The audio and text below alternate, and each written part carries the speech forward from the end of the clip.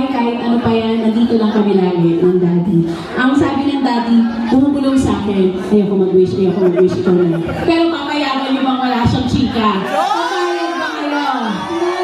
Dok Yeye, papayag ka ba? Eh, di ba nung kasal, ang ganda ng message niya? Nagputi pa si Ma'am Cherry, nakakahiya naman, nandito na ang stage.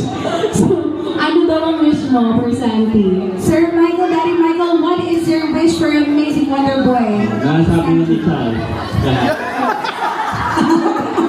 Kaya yung wish ko, ano daw, maging mabait talaga sila, masunurin sa akin. At sana bana sa akin. Mabait at masunuran mata raw sa daddy. Lexi, you have a wish for your baby brother, di ba? Yeah, what's your Lexi? What's your wish for your baby brother? Love so much, Santi.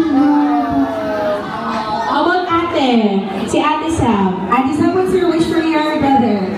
Wish ko po is